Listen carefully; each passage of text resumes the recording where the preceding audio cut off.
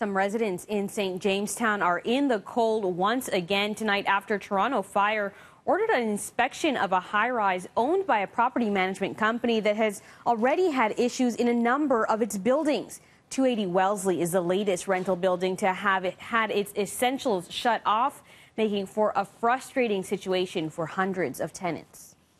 It's getting colder by the minute, and no water. So, you've got little bottles to drink. This is just the latest building owned by Wellesley Parliament Square to see its tenants left in the cold.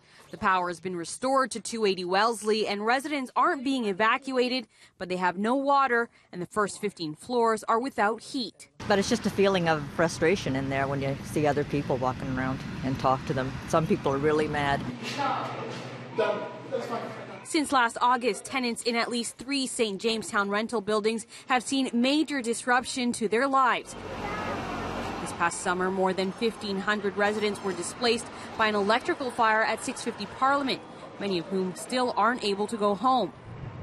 Then last month, a pipe burst and flooded the basement of 260 Wellesley, leaving tenants there without water and power for days. The city says it's those events that led Toronto Fire to order an inspection of the electrical system here at 280 Wellesley, which is owned by the same property manager.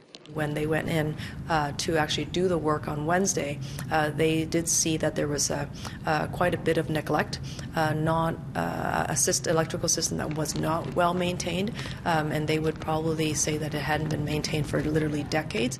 What was supposed to be a one-day situation for inspection has now dragged on to its second day, with no word yet on when exactly heat and water will be restored. See this thing on my back? I'm headed to a hotel. All right? I'm not checking up 21's floors. I'm absolutely not going to do it. Frustrated residents say what's been worse than the building issues You don't know about anything. I haven't told you. I wish I did. has been the poor communication from management. Nobody knows, and they won't say we don't know. They'll just, fob you off to somebody else, or just, they'll say, oh, it'll be about an hour. That's what one guy said. So 4 hours later. This evening, a spokesperson for Wellesley Parliament Square told City News that testing last night revealed an issue with the heating system, and disconnecting the water was a proactive measure to prevent flooding. They say they're still working to identify the exact problem with the heating, and once they do, that will determine a timeline for repairs.